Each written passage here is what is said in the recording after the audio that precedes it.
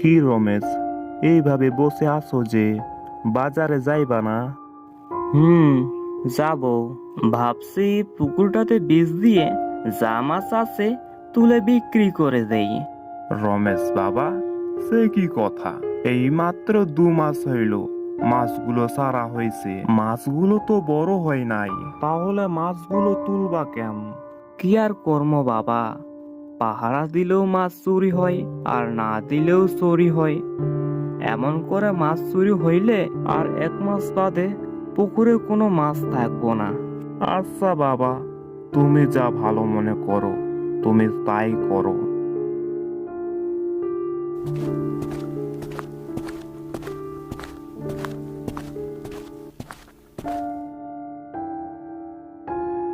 রমেশ দাদা বাড়িতে আছেন? মনে হচ্ছে সুনীল আইছে। যাই বাবা, বাজারের দিকে যাই।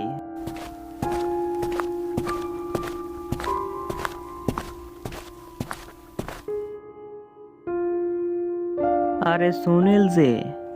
রমেশ দাদা, বাজারে যাবা না? হ্যাঁ সুনীল, চলো, তোমার জন্যই তো অপেক্ষা করছিলাম। এরপর সুমন আর রমেশ দুজনেই বাজারের উদ্দেশ্যে রওনা হলো। তারা দুইজন হাঁটতে হাঁটতে বাজারের হরিদাসের চায়ের দোকানে চলে আসলেন। হরি কাকা, কড়া করে 2 কাপ চা দিন তো। একটু বসো বাবা, চা এখনই দিচ্ছি। দাদা, আপনার পুকুরের মাছগুলো কি বড় হইল? মাছের কথা আর বলিও না সুনীল। একে তো শীতের সময়, কুয়াশায় পুকুরের এক পাশ থেকে অন্য পাশে কিছুই দেখা যায় না, আর তার মধ্যে এত বড় পুকুর। রাতে পাহারা দেওয়াটা মুশকিল হয়ে যায়, আর পাহারাদার থাকলেও মাছ চুরি হয় আর না থাকলেও চুরি হয়। যদি আমার সাথে একজন থাকতো তো ভালো হইতো। হ্যাঁ, কথা তো আপনি ঠিকই বলেছেন। আপনি একটা মানুষ খুঁজেন। সুনীল, তুমি আমাকে রাত্রে সময় দিতে পারবা? তোমার তো বউ বাচ্চাও নেই। টাকার কথা চিন্তা করো না, আমি কিছু টাকা দিয়ে দেব। তাহলে যাবে আমার সাথে? হ্যাঁ ঠিক আছে, আমি যাব। আপনি যখন রাত্রে পুকুরে পাহাড় দিতে যাবেন তখন আমাকে ডেকে নেবেন।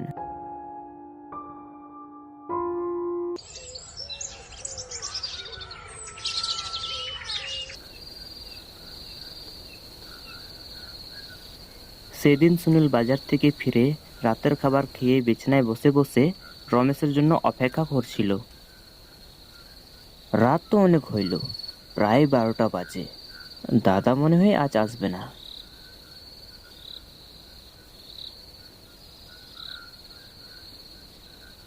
সুনীল, ও সুনীল, বাড়িতে আছো?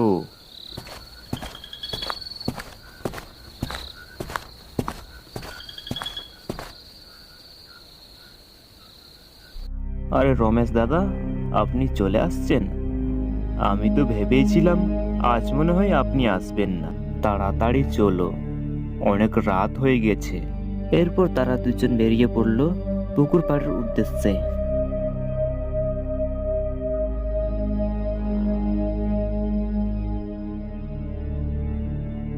পথে রমেশ সুনীলকে পিছনে ফেলে সামনে অনেক জোরে জোরে হেঁটে যাচ্ছিল। বিষয়টা সুনীলের কাছে অস্বাভাবিক লাগছিল। কি ব্যাপার, রমেশ দাদার আবার কি হলো? সে তো চুপচাপ থাকার মানুষ না, সারাক্ষণ তো বকবক করে। সেই মানুষ আজ চুপচাপ, আর আমাকে পিছনে ফেলে সে সামনের দিকে হেঁটে যাচ্ছে। বুঝলাম না, বোধহয় মন টন খারাপ। আমি তখনই দাঁড়িয়ে পড়লাম। আমাকে দাঁড়াতে দেখে রমেশ দাদা বলল, কি হলো সুনীল, দাঁড়িয়ে পড়লে যে? রমেশ দাদা, কি হয়েছে? আজকে তুমি যে চুপচাপ আর আমাকে পিছনে রেখে অনেক জোরে জোরে হাঁটছো যে, বৌদির সঙ্গে ঝগড়া হয়েছে নাকি? না না, তেমন কিছু না। আসলে পুকুরে যেতে অনেক দেরি হয়ে যাচ্ছে তো, তাই একটু জোরে জোরে হাঁটছিলাম। এই তো আমরা পুকুর পাড়ে চলে আসছি। আর কিছুক্ষণ হাঁটলেই পুকুরে পৌঁছে যাব।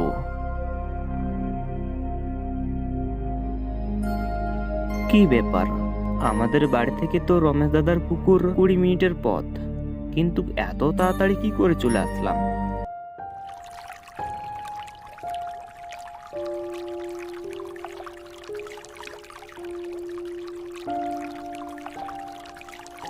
সুনীল, তুমি পুকুরের এই পাড়ে থাকো আর আমি ওই পাড়ে যাচ্ছি। সমস্যা হলে আমাকে ডাক দিও।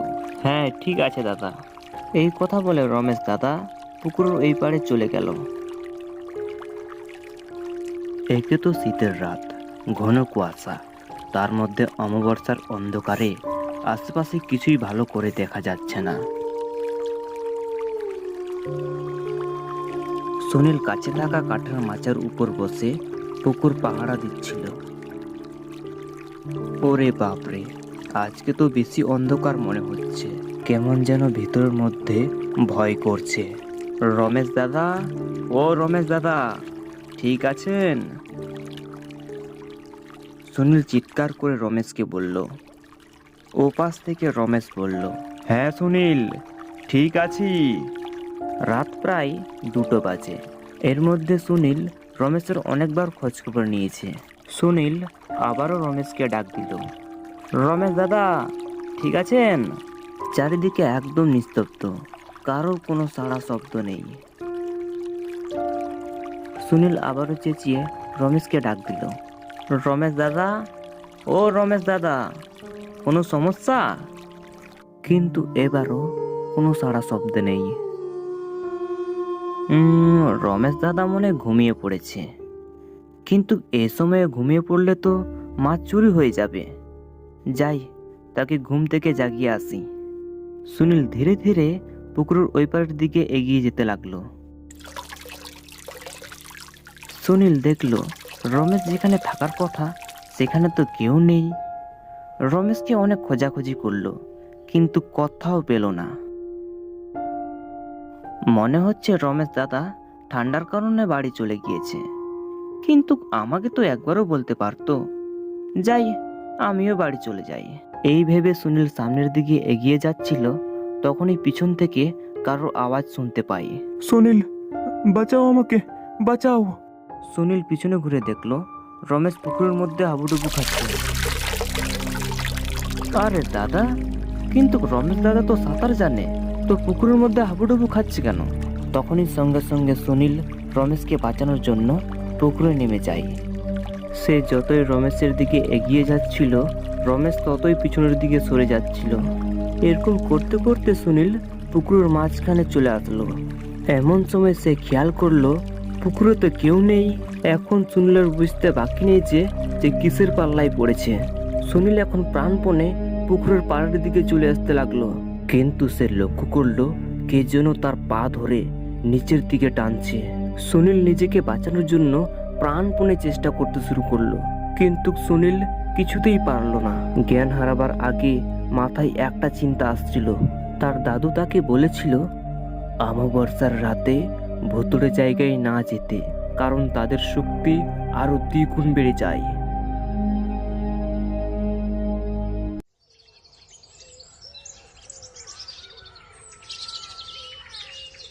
পরের দিন সকালে যখন সুনীলের জ্ঞান ফিরে, সুনীল নিজেকে দেখে যে পুকুর পাড়ে শুয়ে আছে, কিন্তু আশ্চর্যকর বিষয়টা হচ্ছে যে শরীরের কোনো অঙ্গ ভেজা নেই।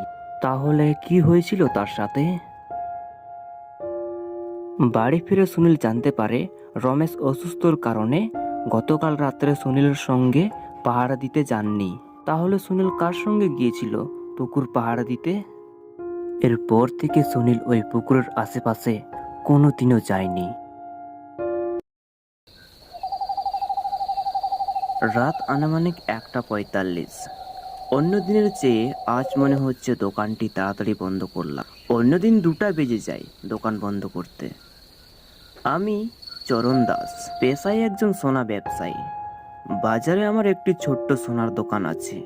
রাত বা 11টায় অন্য দোকান বন্ধ হলেও আমি আমার দোকান খোলা রাখি, কারণ খুবই বিক্রিগত। গত 2 বছর কর্মচারী দিয়ে কাজ করিয়েছি, আমি নিজে বাড়িতে বসে আরাম। ফলে ব্যবসায় লাল বাতি জ্বলে গিয়েছিল। এই 2 বছরে পথে বসার মতন অবস্থা হয়েছিল। তাই সব কর্মীকে ছাঁটাই করে নিজেই দোকানের দেখাশোনা করছি। এখন একটু স্থির নিস্তার ফেলতে পারছি। একজন কর্মচারী রেখেছি, তাকে সন্ধ্যার পরেই ছুটি দেই। দোকান বন্ধ করে দোকানের হিসাবপত্র সামলাতে হয়। বাড়িতে আমার 3টে ছোট ছোট বাচ্চা আছে। তারা রাত বেরোতেই হঠাৎ কান্না করে অস্থির করে ফেলে। ঠিকমতো হিসাব করা যায় না, তাই মধ্যরাত পর্যন্ত দোকানেই থেকে যাই। আজ 7টা মাস এইভাবেই চলছে আমার কাজ। প্রতিদিনের মতোই এই নির্জন ফাঁকা রাস্তা দিয়ে একাই হেঁটে যাচ্ছি। হঠাৎ গ্রামের ফল বাজারের কাছে আসতেই একটা কণ্ঠস্বর শুনে আমি থমকে দাঁড়ালাম। ফল নিবা? ফল, তাজা তাজা ফল আনেছি। আমি কান খাড়া করে বাজার থেকে আসা কণ্ঠস্বর শোনার লক্ষ্য করি। এত রাত্রে এই বাজারে ফল বিক্রি করছে কে? আগে শুনেছিলাম বাজারের সন্ধ্যায় সবকিছু সস্তায় দিয়ে দেয়, কিন্তু এখন তো গভীর রাত। এই গভীর রাতে ফল বিক্রি করছে, এটা বিশ্বাস করতে আমার কষ্ট হচ্ছে। তা আবার ফল।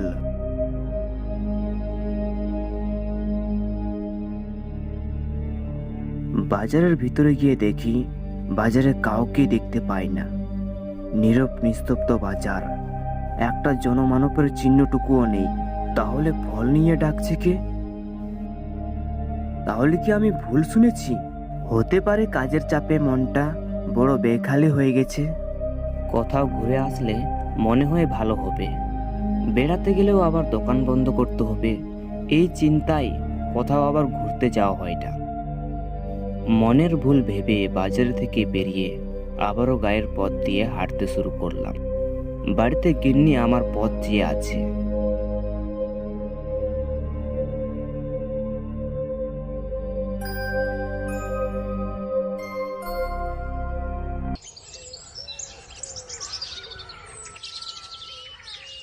পরের দিন সকাল 9টায় আমি আমার দোকানের উদ্দেশ্যে বেরিয়ে পড়ি।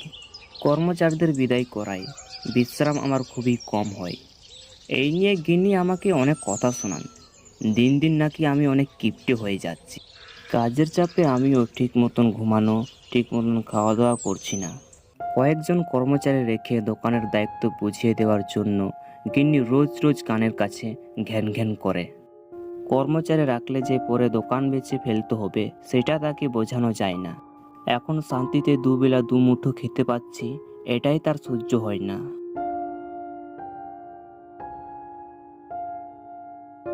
আমি যখন হেঁটে হেঁটে দোকানের উদ্দেশ্যে যাচ্ছিলাম, ঠিক এমন সময় আমার স্কুল মাস্টারের সঙ্গে দেখা হয়। কেমন আছো চরণ দাস? আপনার আশীর্বাদে বেশ ভালোই আছি মাস্টার মশাই। তো আপনি কেমন আছেন মাস্টার মশাই? আমিও ভালো আছি। আমি ভাবছিলাম একদিন তোমার সোনার দোকানে যাব। হ্যাঁ, বেশ তো। মেয়ের বিয়ে ঠিক হয়েছে মনে হয়। হ্যাঁ, আজই কথা ভাগাভাগি হয়েছে, তাই তোমার দোকানে গয়না কেনার জন্য যাব। হ্যাঁ, আসুন না, আপনার মেয়ের জন্য অনেক ভালো ভালো গয়না দেখাবো। ও তাই নাকি?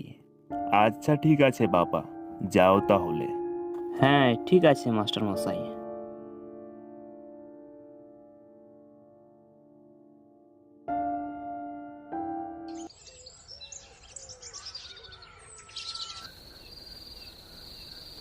প্রতিদিনের মতোই দোকানের হিসাবপত্র ঠিকঠাক করে দোকান বন্ধ করে হেঁটে বাড়ির উদ্দেশ্যে রওনা হলাম।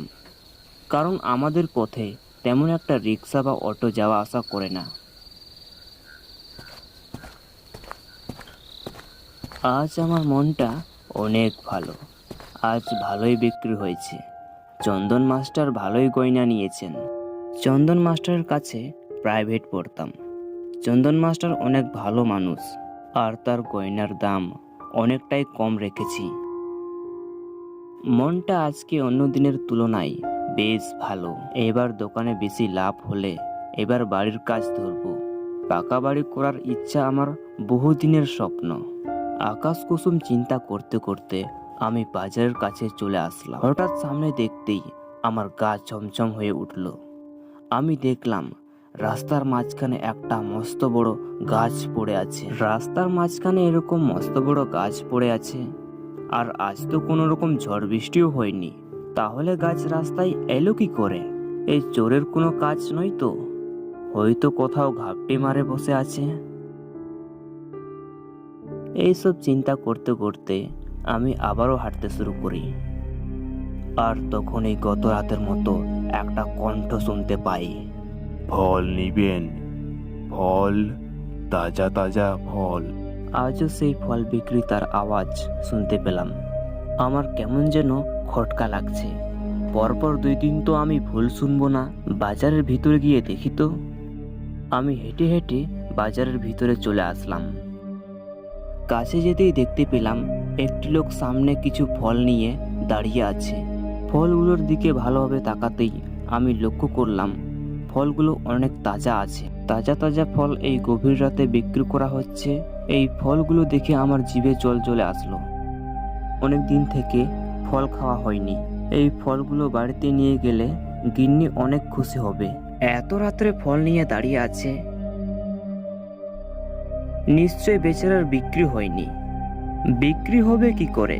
আকাশ ছোঁয়া দাম চাইলে সাধারণ মানুষ কি কিনতে পারবে? তখনই আমি ফলওয়ালাকে জিজ্ঞেস করলাম, এত রাত্রে ফল বিক্রি করছেন কাকা? তাও আবার তাজা তাজা ফল? হ্যাঁ, রাত্রেই তো ফল বিক্রি করার মজা। ও তাই নাকি? এই আমগুলো কত করে কাকা? আমার কেনার সামর্থ্য থাকলে আমি কিনবো। আচ্ছা ঠিক আছে কাকা, এই ফলগুলোর ঠিকভাবে দামটা বলুন। এই ফল নিতে হলে তোমাকে জীবন দিতে হবে। ফল বিক্রেতার এমন কথা শুনে আমার ভয় হতে লাগলো। জীবন দিতে হবে মানে? মানে তুই আজকে বাড়ি ফিরতে পারবি না। তোকে আমি অনেক দিন থেকে ধরার চেষ্টা করছি। কি কি বলছেন কাকা আপনি? ফল নিবি না? তাজা তাজা ফল। না না, আমার ফুলের কোনো দরকার নেই। আমি নিতে চাই না। আজকে তো যেতে পারবি না। আমার হাত থেকে কেউ বাঁচতে পারে না। ফল বিক্রেতার কথায় আমার প্রচণ্ড ভয় হতে লাগলো। মনে হচ্ছে আমি বাজে কিছুর খপ্পরে পড়ে গেছি। তার হাত থেকে আজ নিস্তার নেই। নে, ফলগুলো নে। তুই ফল খাবি, আমি দেখব।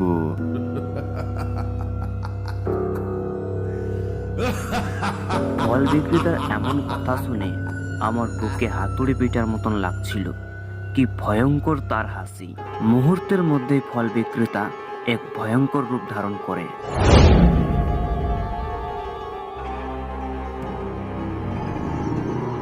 তার ভয়ঙ্কর রূপ দেখে আমার সারা শরীর কাঁটা দিয়ে উঠল। তার বড় বড় ধারালো দাঁত, তার ভয়ঙ্কর রূপ দেখে আমার জ্ঞান হারাবার মতন অবস্থা। ভয়ে আমি চিন্তা শক্তি হারিয়ে ফেলি। কি করব কিছুই বুঝতে পারছি না। তার কি ভয়ানক চাউনি, চোখগুলো কি বড় বড়, কি বীভৎস তার রূপ! এই বাজারে প্রতি রাতে ফল বিক্রি করি। যে আমার কাছে ফল কিনতে আসে তাকে জীবন দিতে হয়। এখন তুইও মরবি। না, আমাকে ছেড়ে দাও, আমাকে মেরো না, আমাকে যেতে দাও। আমি তখনই দিক বেদিক না ভেবে প্রাণপণে ছুটতে লাগলাম। ওই বীভৎস প্রেতাত্মাটি আমাকে ধরার জন্য আমার পিছনে পিছনে আসছে। ওই প্রেতাত্মাটি আজ আমাকে ছাড়বে না। দৌড়াতে দৌড়াতে আমার বাড়ির কাছে আসতেই আমি জ্ঞান হারিয়ে মাটিতে লুটিয়ে পড়ি। তারপর আর কিছুই মনে নেই।